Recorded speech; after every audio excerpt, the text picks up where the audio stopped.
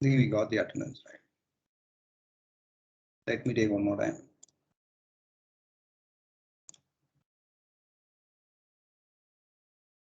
Did it download? Yeah.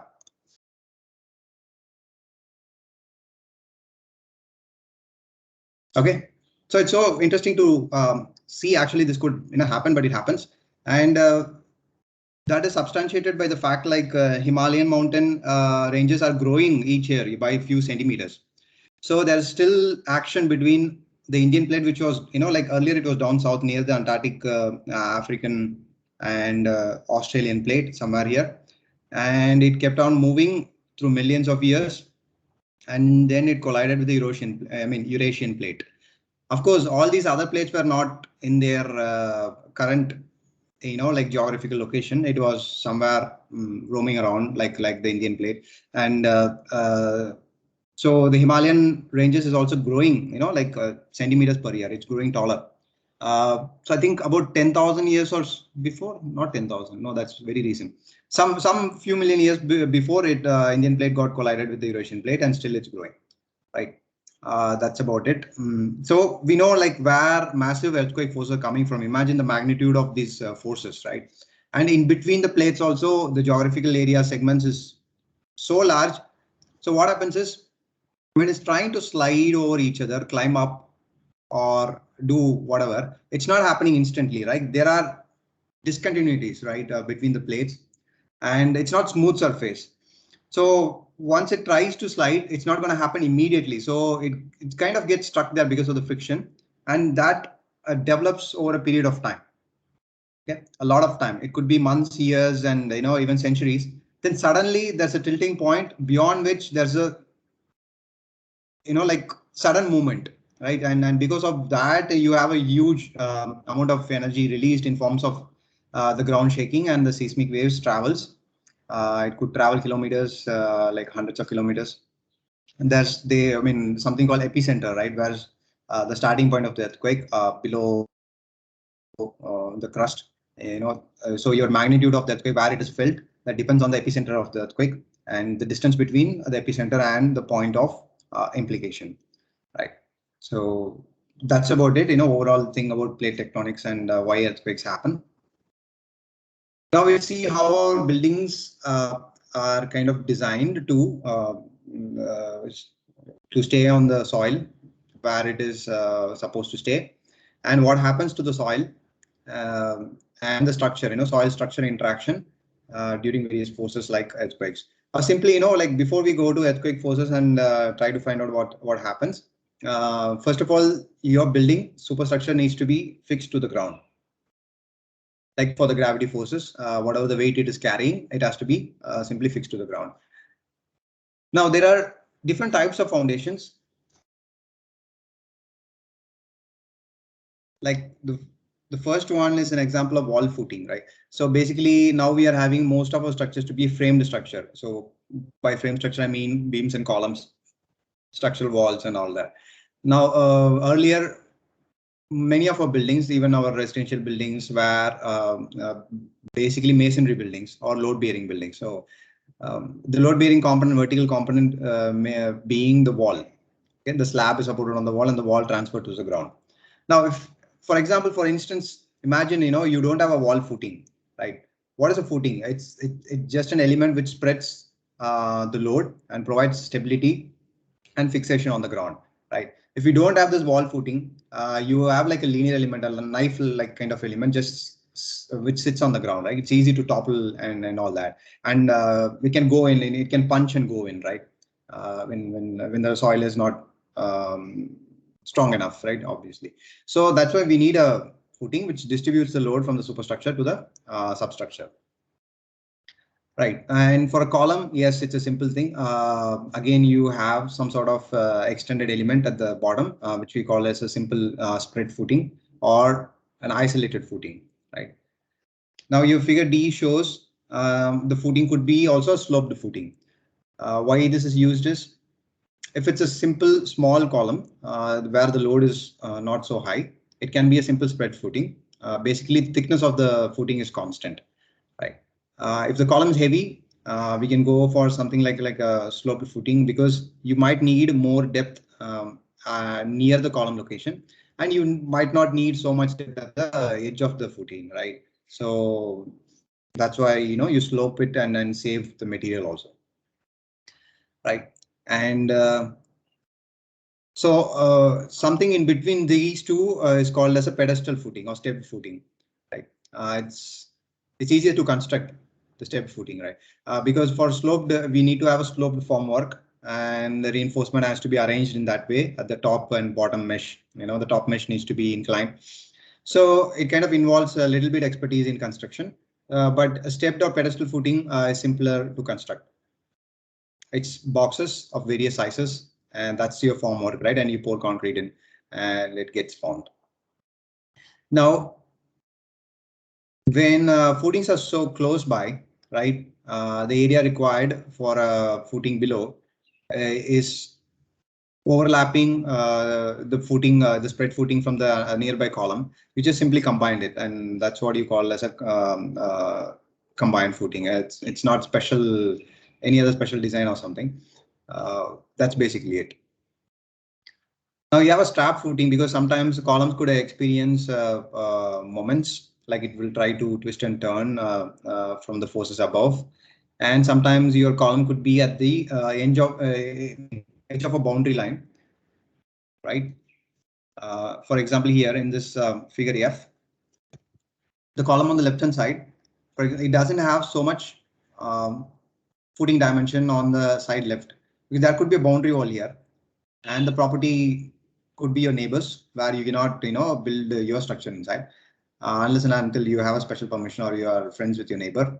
Later on, you can have court litigations because of that.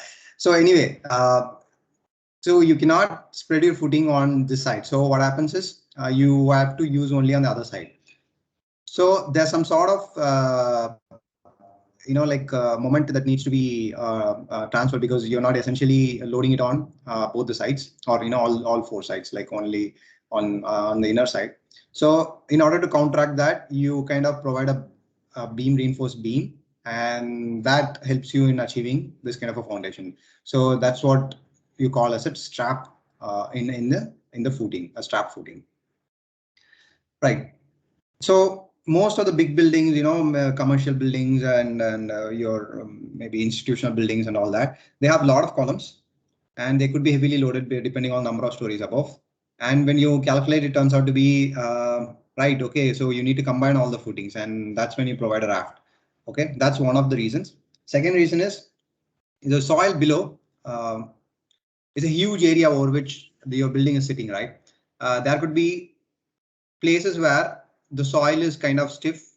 There could be places where the soil, other side of the spectrum, other side of the raft, where the soil could be less stiffer. So in order to have a uniform load distribution, you can go for a raft. So what happens here essentially is due to less stiffness on the other side, somewhere your settlement could be a little bit more. Right, the soil compresses, right? When you load it, when you apply force from the top, the load that comes from the superstructure kind of compresses the soil a little bit.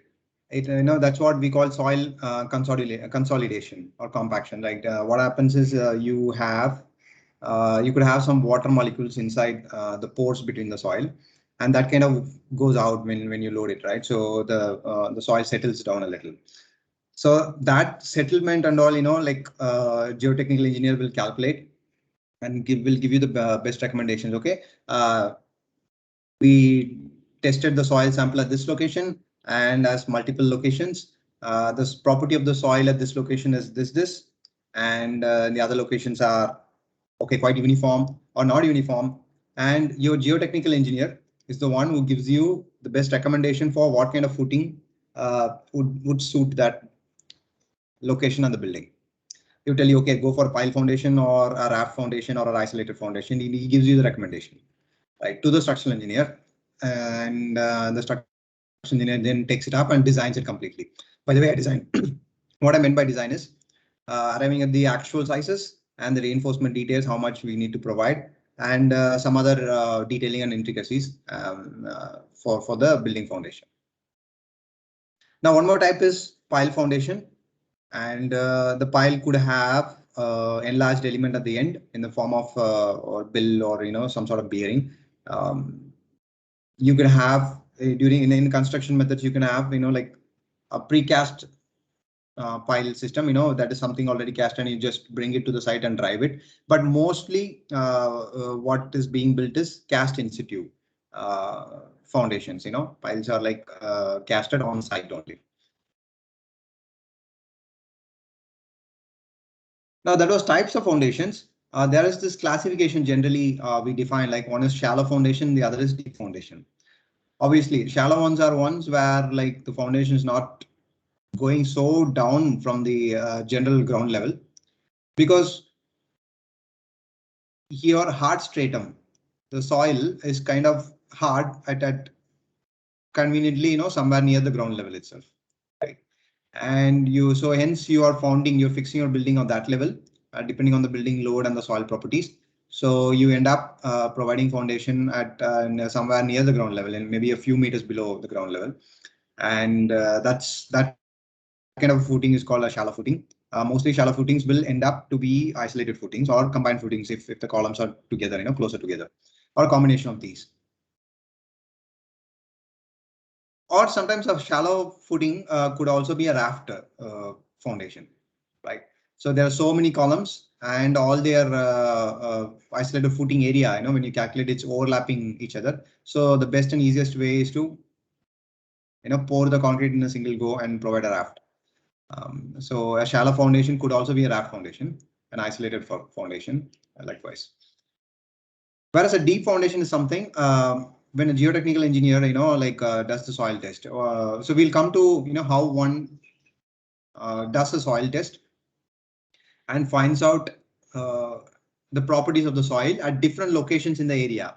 Right. So you do a soil test in one location and you cannot extrapolate it to a larger area, of course. Sorry.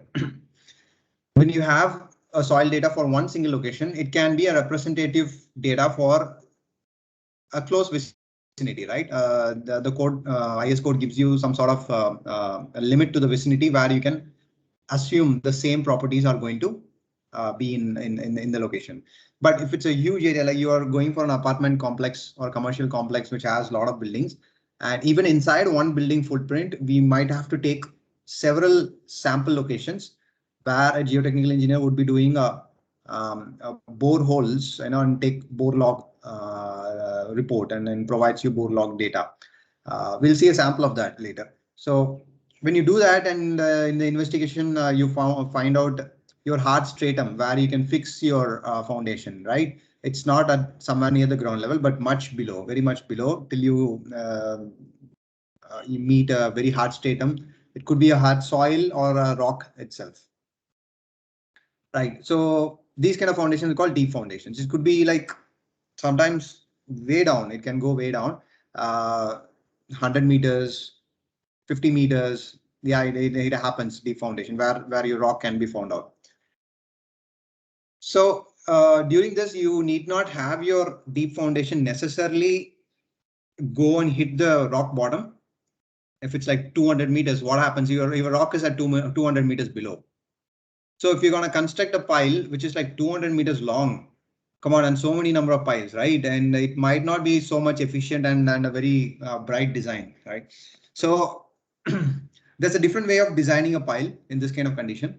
The pile need not necessarily get anchored to the soil below, where it transfers the force by bearing, right? Now imagine you have a surface where the entire pile is sitting, all the piles are sitting. And there's this pile cap. Essentially, pile cap is something which combines 3 or 4 number of piles together, right? So, and that is, and above it, the entire structure is sitting. Now the force get transferred. Now you have a reaction from the pile bottom because it hits the rock below. That's what the pile is in compression. So the force transfer is through the end bearing. There's a reaction force that is coming from the bottom of the pile. So it gets transferred by bearing, like something is like pressing against each other, right, on a surface. So that's what we call a bearing force transfer. And you have shear force transfer, and you have bending force transfer, and this is a bearing force transfer, right? So that's an end bearing pile. As I said, if it's the foundation, like the rock is deep down below, and you cannot construct, like up to that level, and it's not economical, need not necessarily done for a small size building. What the designers do is they go for the skin friction of the pile. After knowing the soil properties, like if you got a soil, like the soil to be, like very stiff and hard, like well compacted already, it's not loose. Obviously, you try to stick something in, it's gonna stay, right, because of the friction it has on its circumference itself, right? So that load, how much it can take, how much surface area is required, and how much length of the pile required to transfer the load in terms of friction. We design in that way, and your pile could be, your foundation could be designed. It need not go necessarily deep down to the anchor. It can stay somewhere much above the anchor, and you can have a cutoff over there. So it is simply, kind of inserted into the hard soil. So for that, we need to know the soil properties. Now, soil properties is like, it is not uniform at all. But the larger the footprint of the building is, the larger could be the variations of the soil properties, right? In the same area. We'll just come to that. Yeah, so a skin friction pile is something like this you see on the left side. When you're playing cricket, you try to, fix the stump. And depending on the soil conditions, you might have to go a little bit, like inside the soil, more deeper, right? And it's a combination of both end bearing and friction that is happening between the soil and the pile. So that's how this stump vertical element is standing. It's very similar to what a pile would do in construction. Yeah, a raft is something like this. You have a lot of columns coming in when they are nearby, and you have a common foundation, and that's a raft. Right. So this is the pictorial description of what forces. Sorry, this is an overload image. Yeah. What kind of forces are involved in a pile, right? Now, this dotted line at the top, horizontal, is our ground level. You construct a pile, right? Or you are assuming something in your design. Now, the soil property could be something different. Something could be different on the top, something could be different on the bottom.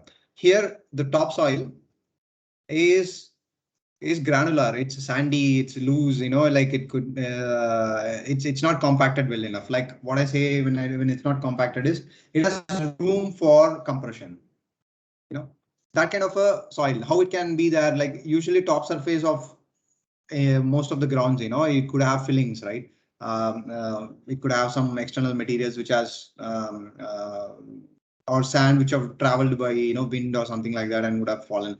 So the top surface could be not so stiff, or it could be granular loose soil. Now your bottom could be a hard soil. What happens in your bottom layer is there's the stiffness and strength from the soil, and hence when the pile is loaded from the top, from the weight of the superstructure above, you have an opposing force which is running against the loading direction, and because of the stiff soil, and that force is called positive skin friction. Like that is one of the capacity, a part of the capacity of the pile. Now there is this tip resistance or end bearing resistance. In this case, if you have some hard stratum like a rock or something, or even in this stiff soil itself, we can find out what is the capacity that we get because of the bearing resistance.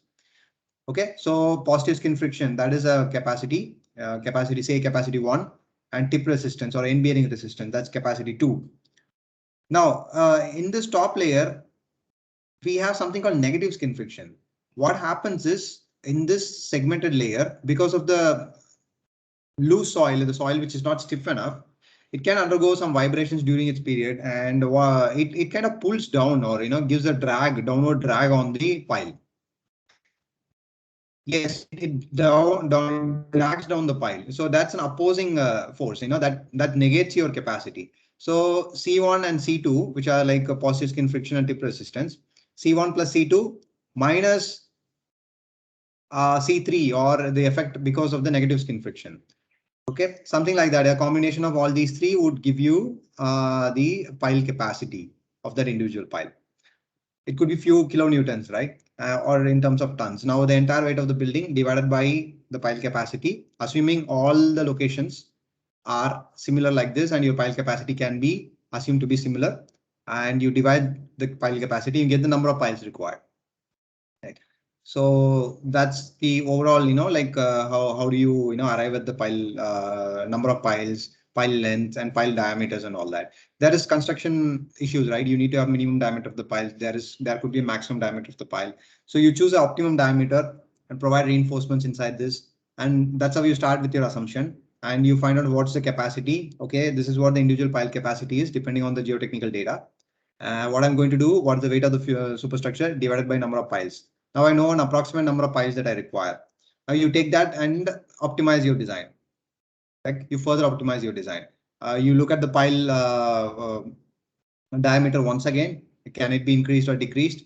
What are the construction implications of increasing or decreasing the pile diameter? Pile diameters could be, like 600 mm, 500 mm, 700 mm, or 1000, 1500 mm. These are the typical pile diameters that are used in typical constructions, like ranging from 500 mm to 1500 mm. There's huge amount of concreting going on over there. Okay, if you have a pile of 1500 mm diameter, say, what could be the spacing of the piles? Yes, then you have enough spacing of the piles to work with. That's fine. If you're having lesser diameter, you could have more number of piles, right? And so there's this economical and construction decisions that you need to take while designing a pile. So you need to be talking with your structural engineer, geotechnical engineer, and construction and planning team, which could be a best option. And of course, structural engineer's decision will be final, but the engineer would need to know everything that's happening, right? So similarly, you as an architect or designer also need to know everything that is happening, so you can combinedly take the best decision quickly as possible.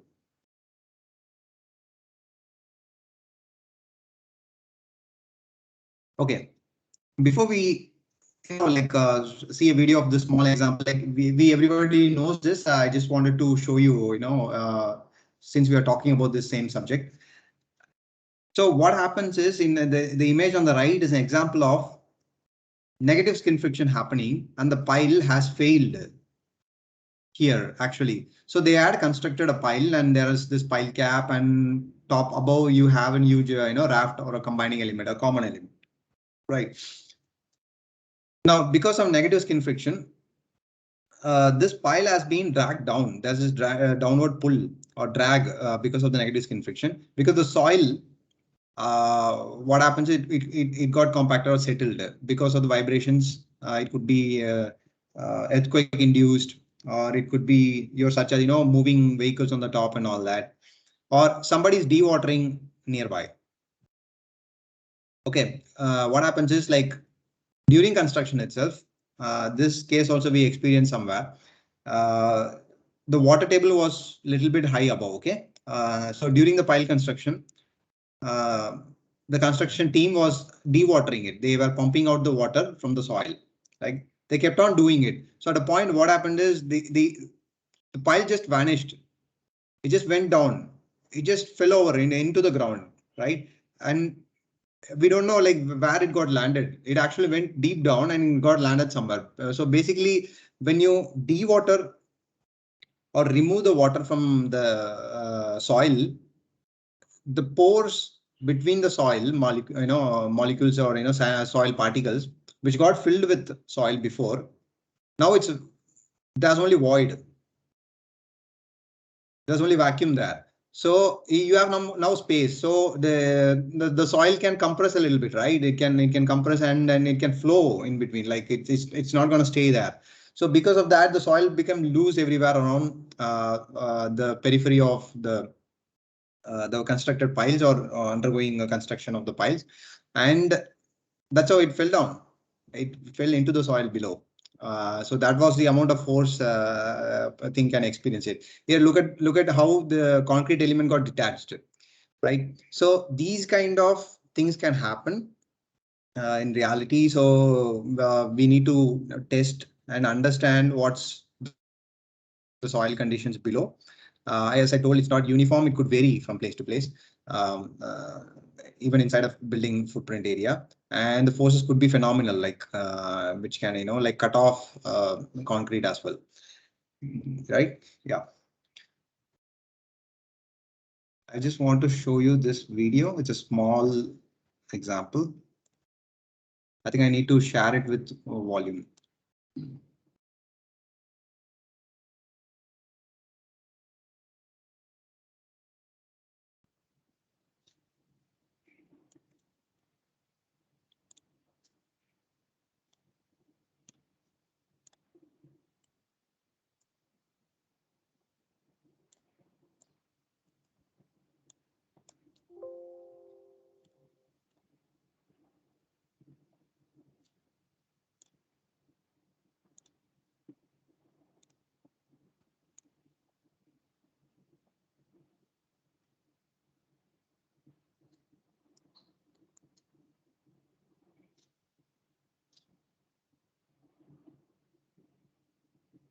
Writing's not that easy, but Grammarly can help.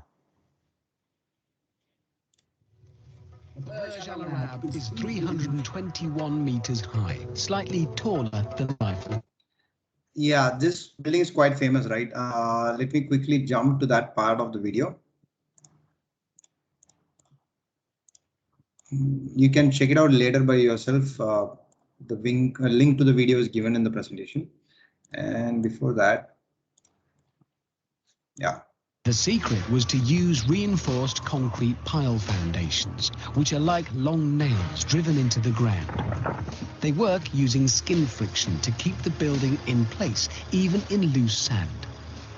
To show how strong pile foundations can be, a simple demonstration. Jar of uncooked rice and a knife. Put knife into rice. That's something called skin friction in action. Skin friction is strong enough. Okay, guys, so this glass full of rice now, like what happens when we shake the glass, vibrate it, and because of earthquake motion or try to consolidate it, you're going to create some space, right? There's going to be, settling of some the particles in the space in which it's going to come down, right? The height of the rice that is filled is going to come down a little bit. There's some distribution of forces that is happening, right? Yeah, so you can instinctively know the skin friction is going to become less, right? So the way he's carrying it could be different. It could not carry or something like that, depending on the length of the pile. So here, the length of the pile and the amount of skin friction it gets and amount of negative skin friction it might get, everything needs to be accounted for the pile design.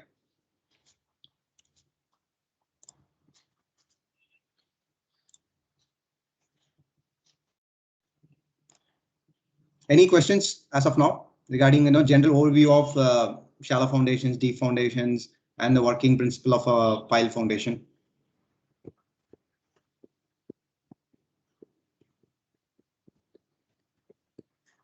Okay.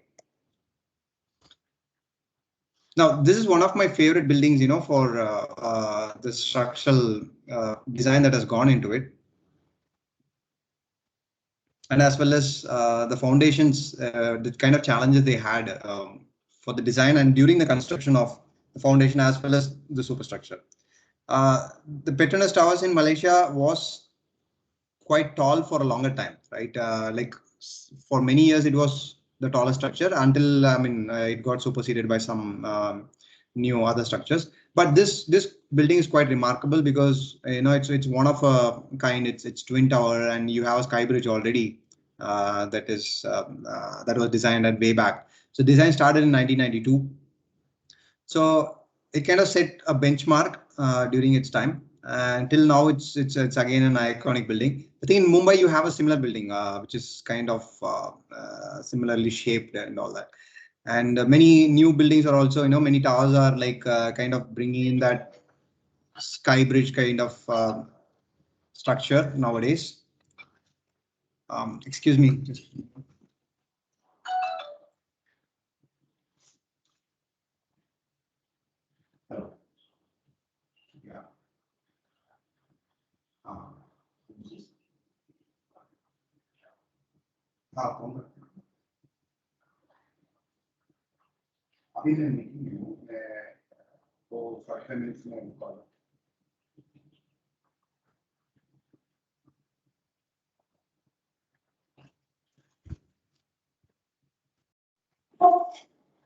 Yeah. Right. So yeah, so this building is quite it has set a benchmark, right? So the reason I took up this building related to foundation was, now this building is like around, I think 450 meters or something tall, right?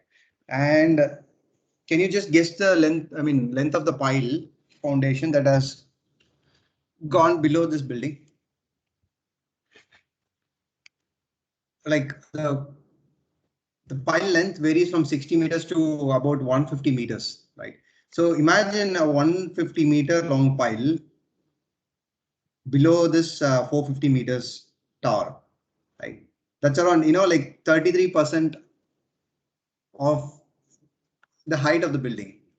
That's the kind of deep foundation it's gone into, and it is not an end bearing pile, right? It is a skin friction kind of pile design, because the rock stratum was very low below. You cannot go much more than that. So, but you need it for the skin friction, a pile length of varying from 60 meters to 150 meters, right? It's one of the biggest foundations in the world in terms of deep foundations. The reason why they had to do this was, there is this video you might definitely have to check it out later.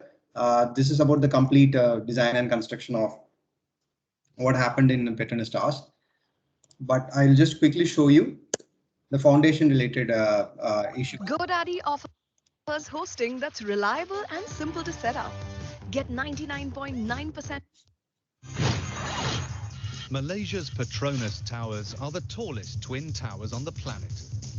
Building these 450-meter giants pushed the outer limits of construction tech before the first bucket of concrete was.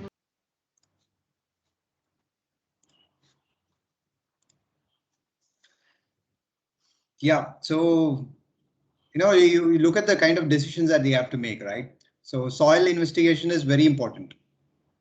Even a building of this national importance and scale, they were clearly off the mark with the soil survey that they did, right? So this happens, most of the times, somebody does a soil survey and thinks that it's going to be a replicative thing, you're going to have the same thing over again, unless and until you don't know what's below the ground, right? We don't have a three-dimensional image or view of the ground. You need to completely scan it.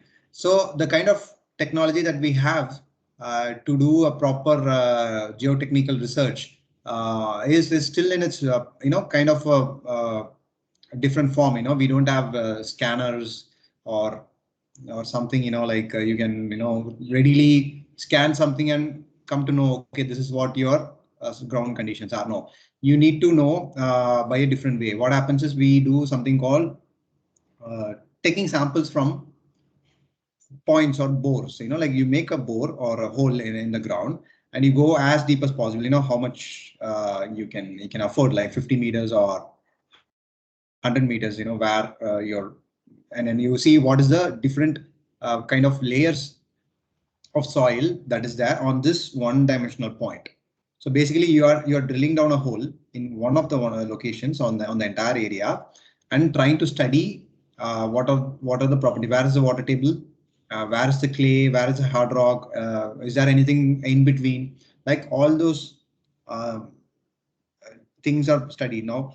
Now imagine on a plant area, you do a single point, right? Now you're trying to assume, that's going to be there everywhere. It need not necessarily so. There could have been some sort of historical incidents that could have happened. Like I'm talking about thousands of years or something on that scale, where a different thing would have got settled there, right? And on top of that, another layer would have come. On top of that, another layer would have come, and there could be discontinuities. It's never going to be a homogeneous soil kind of, like below.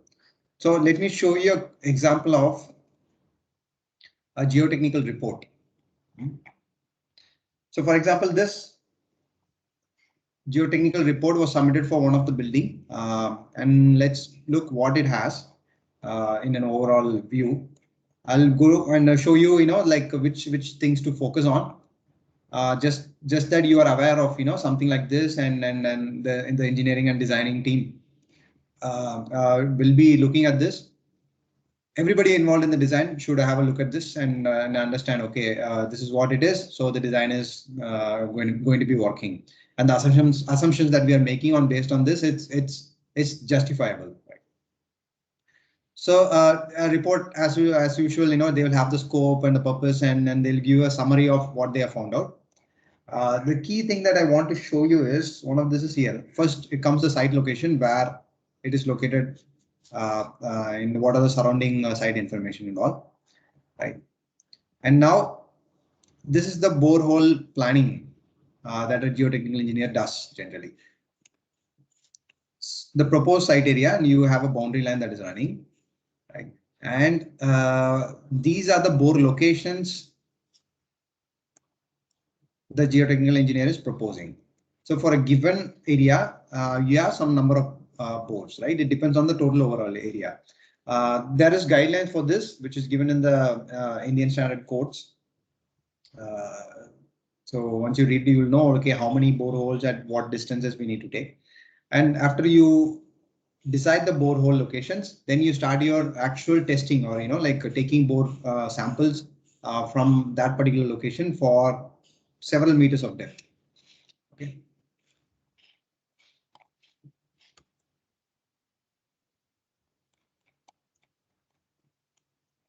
There are a bunch of formulas, calculation related to foundation and soil design. So basically, they have some sort of device, and they make the borehole. So borehole is made with another machine. Once they make the borehole, they have another kind of setup where they come and drop a certain weight, from a certain height, and a certain number of drops are done. And depending on the number of drops done, what is the settlement of that particular device that they are using to measure, and depending on that, they kind of find out what is the strength of that particular soil in that strata. Like you dig up to some level and you do this dropping of some weight from a certain fixed distance, about 65 centimeters, 75 centimeters. And once you start dropping, and number of drops required for that particular equipment to go down 30 centimeters or so. Okay, number of drops required to go down 30 centimeters or so. That gives you a number. Like it could be 30 numbers, 30 drops, or 40 drops, or 50 drops. And the more number of drops is, the more stiffer the soil is, right? So once you dig up to one level and you test that level, right? This is one of the tests. In addition to that, they take a soil sample and send it to the testing laboratories to find the soil properties, like what is the shear strength of the soil, what is the compressive strength of the soil, how much pore percentages it has, what kind of soil, and what is the water content in the soil inherently. So once you start, digging layer by layer, you will know when you encounter water table, of course, your soil is going to be saturated, right? So what's the density of the soil, and all those engineering parameters related to soil you'll be studying. So basically, this is the way layer by layer we go.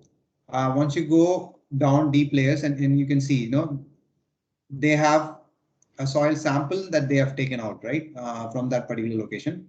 And you can see in this small example, it's a variation of the soils. Some are sandy, some are muddy. You could encounter clay, you could encounter silt, you could encounter sand. So bigger rocks are, rocks, and you have stones.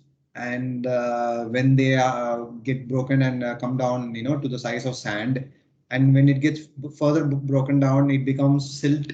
And when it gets further broken down, smaller, very, very small size particles are called clay particles, right? So clay are basically microscopic sized. It's about 2 microns to 50 microns. Your silt is about 50 microns to 200 microns or something like that. Your sand ranges from 0.2 mm to 2 mm, that is sand. And anything about 2 mm becomes an aggregate, coarse aggregate, right? And much more bigger, it's a stone, and much bigger, it's a rock, and much bigger, it's a mountain.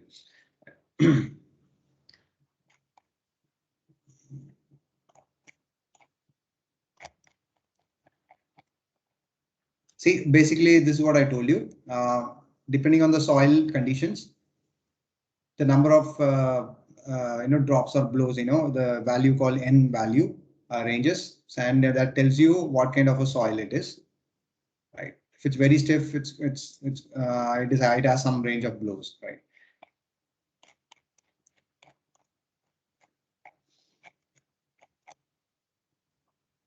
So for example, here they had 1, 2, 3, I think 10 boreholes. I don't know, the numbering is something different, or it could be 5 boreholes, right?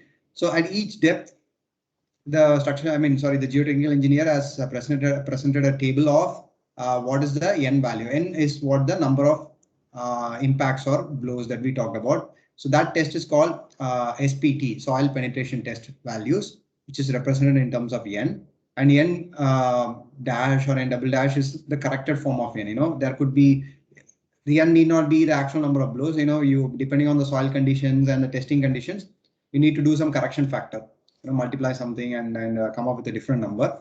So essentially, you can look at any of those and understand how many number of blows are required. So at depth 1.5, what was the result for SPT, soil penetration test they had? Okay, that is presented.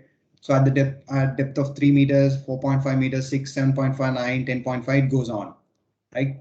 So what they found out in terms of just soil penetration test, right? It just shows you, somebody looks at this report who has not been on the field, right? When you look at the report, when you know the basics of what is presented, you just know, okay, the soil strength is, or at different depths, this is what the strength is. Now you have an assumption, right? Okay, it's kind of dense here, it's kind of stiff here, it's kind of loose here, right?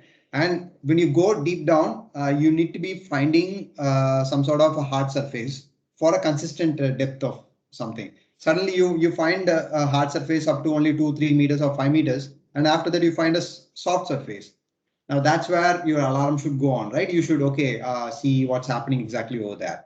And there could be again a hard or stiff surface, stiff stratum. Then you can encounter something really, really, loose. It could be a clay settlement over there. For thousands of years, something could have happened previously. There could have been a lake below. It could be, like few hundred years back, few decades back, or thousands of years back. There could be a lake below. If it was a lake before in the history, then you could, there's a high possibility of clay being there in the location of the lake below. So clay is a very loose soil, and it has like different sort of property, and it is like the compression values for clay is different, right? And things like that. It's interesting when you look at how the test is conducted, and the bore log report, and you see what's happening at different depths. There are some more data which is presented at each depth. You can see when you go up to 30 meters or so in borehole 1, at that particular location, you have a very strong stiff soil, right? And look at from 33 meters to around 35 meters. There is some sort of reduction, but it's still a hard stiff soil. So we need not worry much about it, right? So as you go deep down, yes, still it's a stiff soil only. So now you can make a valid justification. Okay, the soil is becoming stiff after a particular depth. Now, why is this bore log number 3 is stopping up to this point? Why there are no values is simply that they have stopped up to this point, right? Maybe they were not able to, dig it down below because it's really, really hard, and your augers cannot really go below, right? So they have stopped at that level. That's about it, right? From this table. And yeah, values are shown in forms of graphs. There are much more engineering properties of soil that the engineer would be interested to look at. Where is this water table level below, and what's happening to the saturated water that's there in the soil below at different levels. Right.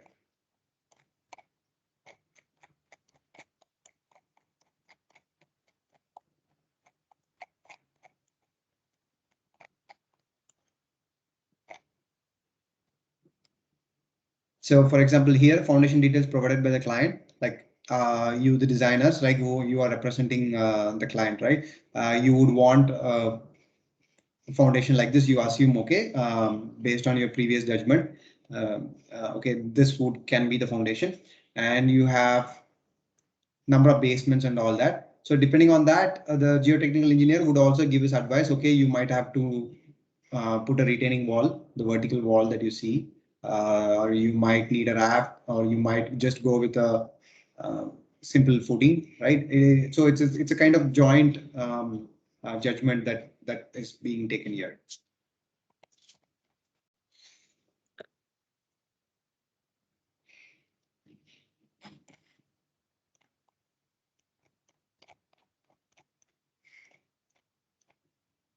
Yeah, so this is a detailed table where we have the excavation in meters in terms of the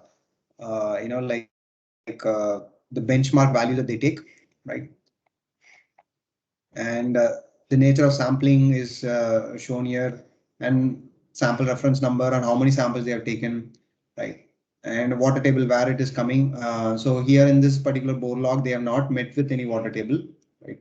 That they're mentioning depth in meters. So there is this array of depth of things going in, number of blows required, and the values, N value, corrected N value. And they say what kind of a soil it is, right? It's a medium dense, yellowish gray, sandy silt soil, based on the sampling that they took on the number of soil penetration test results, N values that required.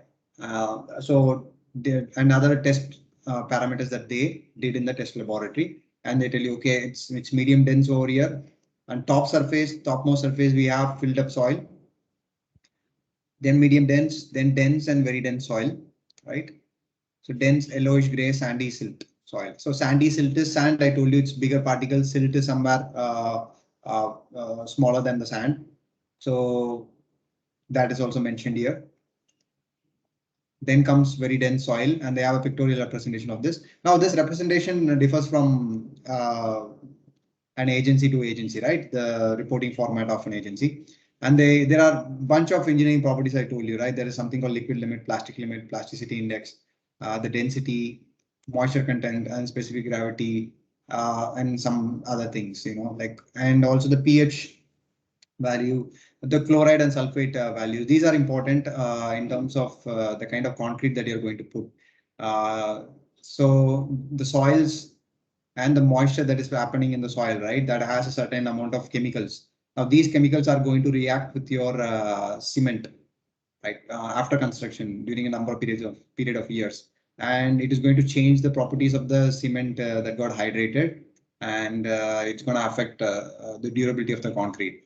So if your chloride or sulfide and pH value is beyond certain limits, you might have to design your concrete in a different way. What do you mean by designing concrete? You might be adding more cement content to it. You might add silica fume to it, or you might reduce the water cement ratio. You take certain precautions in the concrete mix design itself. So the information that you get from the geotechnical report is quite very important for a building of a decent to large scale. For a residential building, I think they do the bore log tests in one location, if at all they are doing, right? So we need to follow what the IS code recommends, depending on the area, how many borehole locations we might have to take. Typically, it could be one location or two locations if your building footprint is larger. For a residential building, I'm talking about. Right.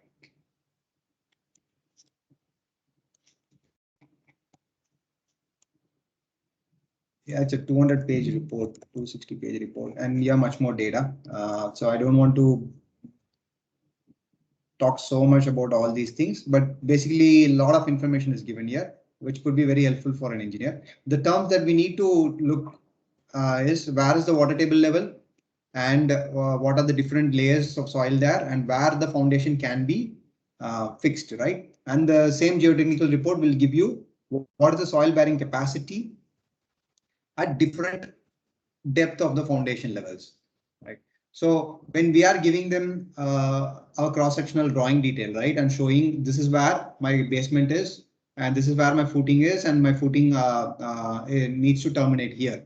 So at about that level, or above or below the level, the geotechnical engineer would, based on his calculation, surveys and tests, would give you the soil bearing capacity. What is the capacity of the soil if you're going to fix your foundation on that level?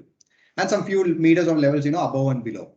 So obviously during your excavation, like, or you take a different decision over there and you want to have your basement or footing at particular level, and and then the structural engineer comes in and okay, so at this level, what is the soil bearing capacity and how I should design my footing, basements, or retaining walls and all that, right?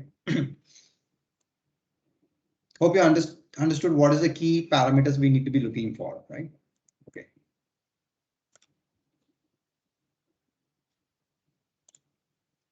Because okay, now we'll just quickly look at one example of an isolated footing. I'm not going to tell everything, just first 8 lines from this, right? So now this is from a project that we did. For example, there's this column here.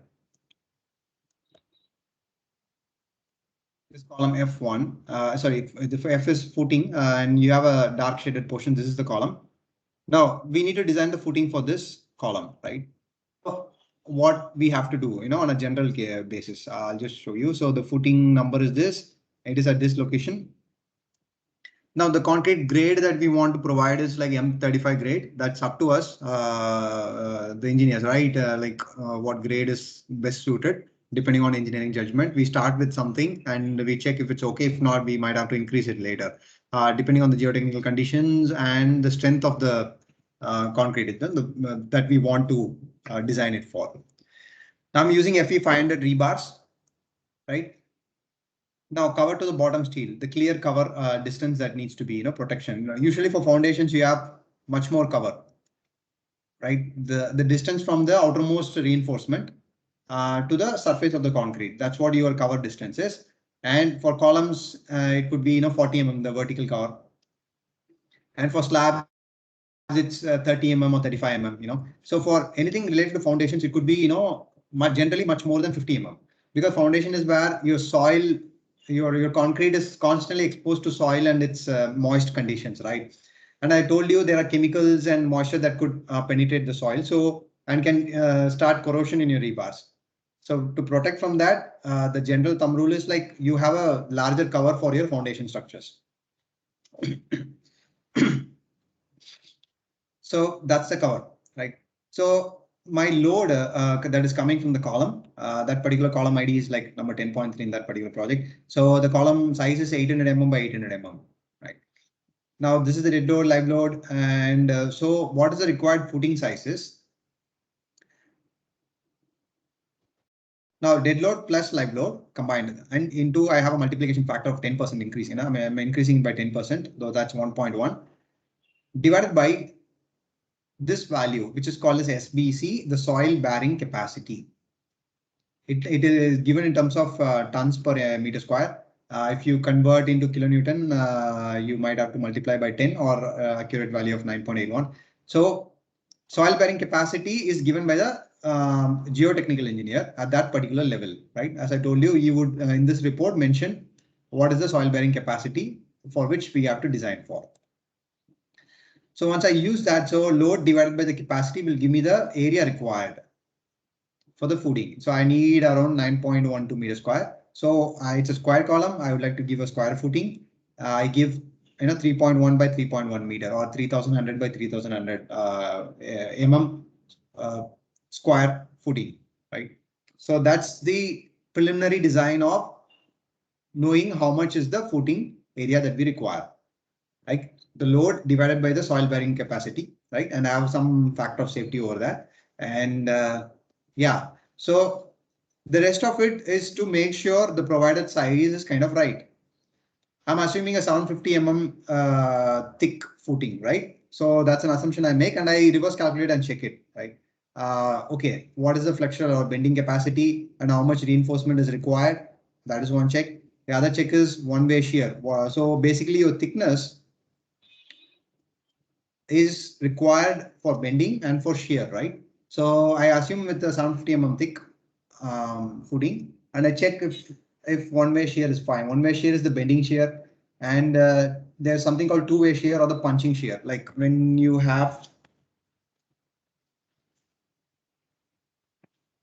a flat plate like this, so our it could be a footing or a slab or anything, right? And you have a column load that is coming in, right? if the column load is very high, it's going to punch through this flat portion. Now this shear force, this is called two-way shear or punching shear force, right? So that is a primary check for a footing and also for a flat slab, and in some other conditions also. So that check I do and I see, okay, the design to capacity ratio is less than 1. You know, like bottom line is it is safe for the thickness that I assume.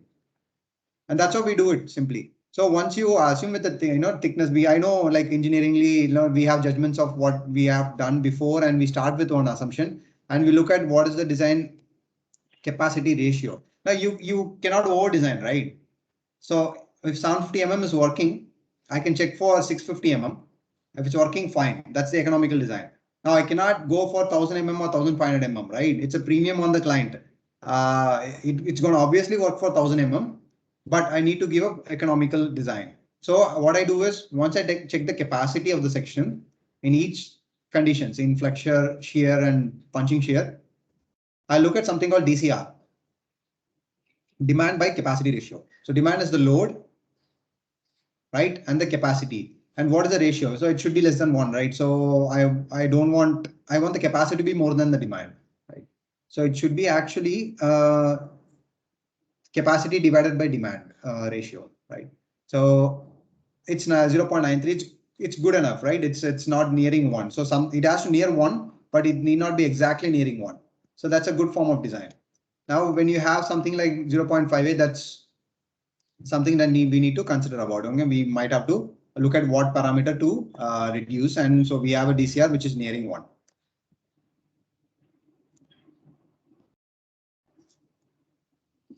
So that's how we start with the footing design. Like, and once when you do that footing, and similarly, see, this is a building plan and the foundation level, and you have so many columns at each at 10.8 meters.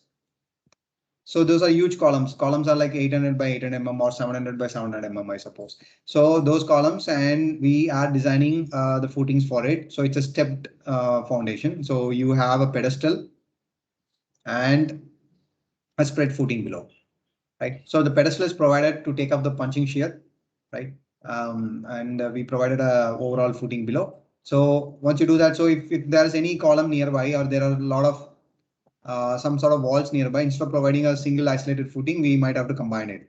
For example, here. Now these shear walls, these columns are coming closer together, and you calculate and you end up providing a common foundation for all this, kind of a raft, right? So from this isolated footing, we have the wall foundation that is running. And when it comes to this area where there are a lot of elements, we combine all of them together and provide a single raft, which is going about this boundary kind of thing. Central, core or lift locations where it forms a lot of, the combination of shear walls, and this entire portion, I think not for these ones, and these ones will be a kind of raft foundation. So typically in a drawing that you would see a footing mark, what is F1 and what is the size of the footing. Here in this case, it's 4 meter by 4 meters or 4000 mm by 4000 mm. And this one is the pedestal size, which is just above the footing. And what is the depth of the footing? And it's a sloping footing, like at the center, it's 550 mm. At the end of the footing, it's sloping down to 300 mm. And the reinforcement layers in what is the bottom rebar, 16 diameter rebars at 125 mm spacing. Now this is one direction, this is in the other direction. Do we need a top layer of rebar? No, if we require once the footing depth is above 1000 meters or something, and that's when we require a top layer, which is a minimal layer. So if you can compare, your bottom reinforcement is 20 mm dia running at 90 mm spacing. Your top layer is 10 mm dia running at 200 mm spacing. So we call it nominal reinforcement or minimum reinforcement that needs to be given if the thickness of the footing is more than 1 meters. right? And this is a typical cross section of a footing. You have the column rebars are coming. The column vertical rebars needs to be carried down and taken up to an L shape with a minimal dimension like this. And the stirrups spacing at the junction of the footing and the column, just below the footing level, top level, and the pedestal reinforcement. What should be the diameter and spacing of that? And your stepped or the bottom footing below, what should be the reinforcements and diameter spacing and all. What is the detail on what should be the minimum length going in and all. So this is what this detailing is all about. These all are like very important because of the kind of forces that is going to transfer because of gravity and lateral for earthquake and wind, wind as well, right? And this needs to be exactly executed on site. Every dimension and all the rebars and the spacing needs to be exactly executed. You have very little tolerance in construction. That's around, depending 5 mm to 10 mm could be your, changes in the spacing. That's the tolerance. The diameter of the rebar, it cannot be never changed. And the length of the rebar, it has again has a tolerance of, 5 mm or 10 mm only. And your size of the footing can be tolerable up to an additional 50 mm, but not anything on the negative side. And your cover needs to be on what is given or some few mm, like above on the positive side, nothing on the below, nothing can be reduced, these are the tolerances that is mentioned on, followed on the site and should be strictly focused on. Right. Okay. So there are some other case studies and things that we want to discuss. We'll take it up in the next class. Okay. We'll discuss from next class. And we'll try to finish this foundations thing by next class. Right. We'll see, what they did to this Leaning Tower of Pisa, like what's happening. And there's another example of a cathedral building, like which has been settling at different speed and different heights, differential settlement that we call. That's an important term for the last 500 years. And still they are, kind of fixing it here and there and keeping it alive. And this entire airport, which is also sinking, which is artificially made airport near Japan. So we'll look at this case studies as well, right? And what is soil liquefaction and things like that. Okay, that's for today. You people have any questions?